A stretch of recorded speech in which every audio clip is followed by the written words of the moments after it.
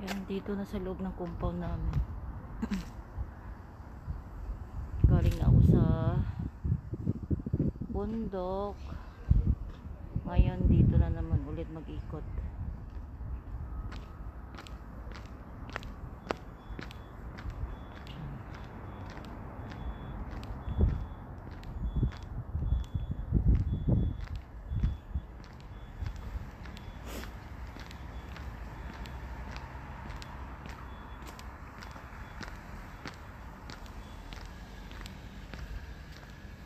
Yung dream boy ko naging bato na. Dito lang yun sa loob ng compound namin.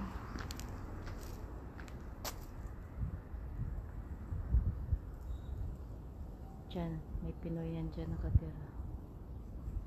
Pero pagkalapit kami, hindi pa kami nakikita lagi. Yan.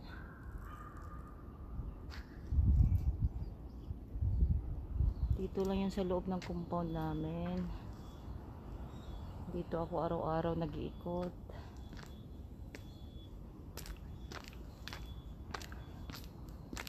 Buti pa yung may mga trabaho, may monthly income. Ako'y walay. Yan dito sa 806 may nakatira diyang Pinoy.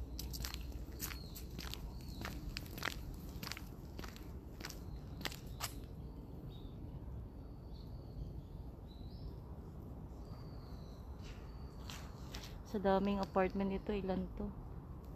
Mula 801 hanggang 815 yata. 15 ka ano.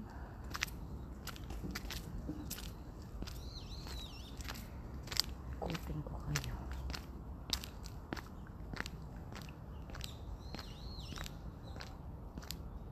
Dati nung wala pang virus, dyan yan sa may night market kami dyan, street foods. Tapos yan yung sa amin dyan, oh.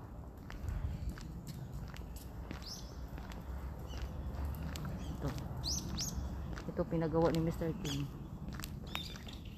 mga bago ng upuan. Siya kasi ang chairman dito eh.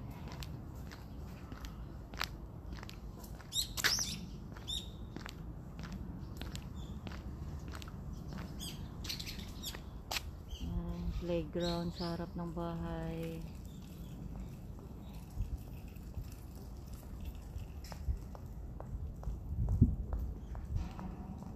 Dito lang ako nag-ikot lagi. Malawak yung dito.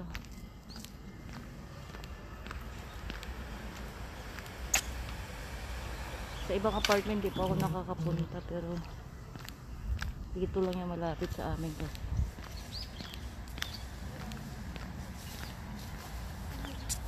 Ngayon pataas-taasan na. Dati dito sa amin kami ang pinaka old dito na apartment eh. Yan dyan kami. Hanggang 24 floor, 25 floor. Pero ngayon nasa 30 plus na. Pataasan na ng mga apartment, lalo doon banda sa may Sinisija.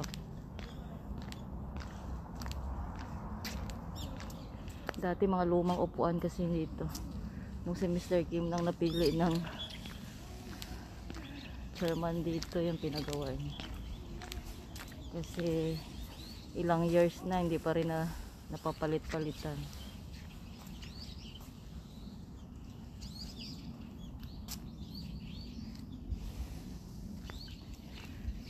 Yan.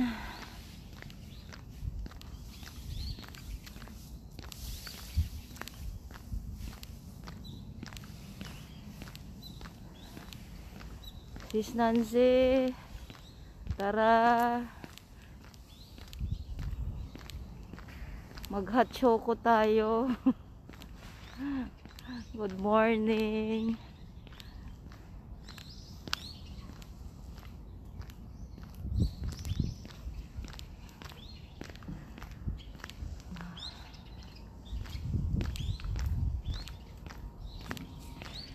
Magla-live ako kasi para makita ng mga taga Pinas dyan kung saan ako nakatira. Dati ditong apartment na to, lumang luma dito pag unang dating ko. So dyan sa apartment na yan 13 years na kami. Yan, may lumang bahay pa naman kami dun sa kabila. Pero yung nakatira yung pamangkin ko.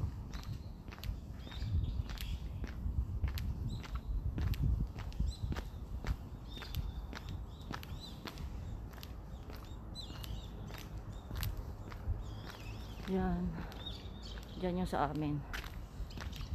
Mas okay yung building dyan namin kasi pag nagtatapunan ng basura every Thursday, dito lang sa harap namin. Yung sa iba naman malayo pa sila, pupunta pa dyan sa amin. Diyan. Bali doon sa kabila may entrance yun doon sa kabila, pero dito mas malapit kami sa Rasong. Diyan. Yan ang building namin. Tapos yan, malapit lang kami sa highway papunta doon sa Rasong.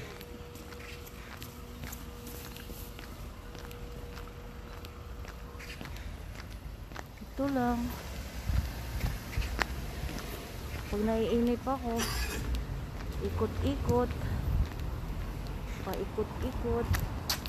Yan, dito lang yung sa harap namin. Diyan bukas tapunan ng mga basura.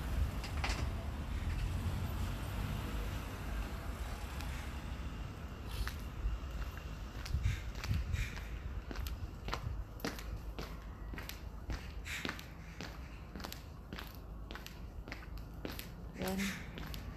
Ito highway na papuntang Rasong. Diyan sa Busong Plaza. Yan. Malapit lang sa amin dito. Tapos dito lang ako nag-iikot. Yan. Yan sa taas na namin dyan. Dito lang. Yun sa kabila naman. Pioksan apat to. Tapos dito yung apat to. Magkakat. Ano lang. Magkaharap lang. Tapos doon sa kabila na naman. Yung dati yung mga nakatira na maraming Pinoy din. Ayun. Bago na, primo apato na naman doon. Maraming Pinoy dati nakatira dyan eh. Kami dito ang pinakalumang apartment mula nung pagdating Projok, Yongnam, Bioksan. Yan ang mga lumang apartment dito. Ngayon mga bago na ngayon. Ito bago to, La Premo. Yan dito sa harap ng Project Apato dati, lumang mga apartment din dyan. Maraming Pinoy nakatira dyan eh. Ngayon La Premo na. Ito kung sino nakaalam dito sa tabi ng Projo. Maraming Pinoy nakatira dyan. Tingnan mo, ang taas-taasan ng mga building, taas ng mga apartment. Puro apartment na dito. Yung sa mga Sanbudong na lang yung mga bilya tsaka sawadong. Yan. Dati dito Projo to, diba? Yan dito labasan ulit. Yan, maraming apartment, maraming Pinoy dati nakatira dyan. Yan, La Premo. La Premo na. Yan. Diba? Puro matataas na building, tsaka dati hanggang 5th floor lang. Ngayon tingnan mo, pataasan no?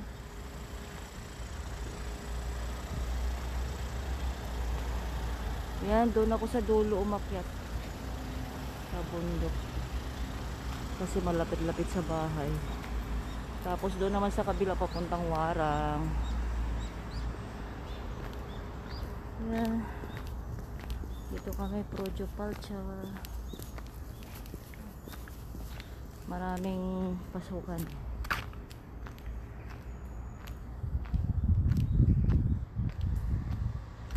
Ayan. Paikot-ikot ko lang dito 30 minutes, papawisan ka na. Kaya ito lang, nililibang ang sarili kasi hindi pa rin maka-flight. Nakakamiss na rin yung Pinas. Namimiss ko na yung aso ko. Tapos sila na Chiska.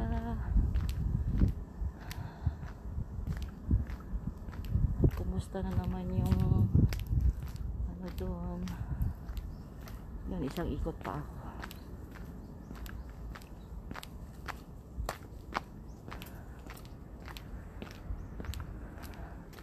Laban lang tayo ng laban.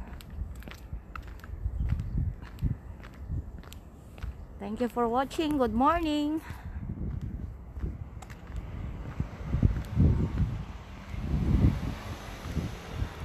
Ilang tulog na lang, Christmas na. Thank you for watching.